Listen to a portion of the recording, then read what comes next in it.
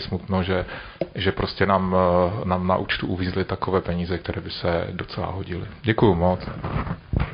Také je smutno, že ruská agrese na Ukrajině, je to smutné, ale co pak s tím uděláme? Pane Plucnar, umíte to vyřešit?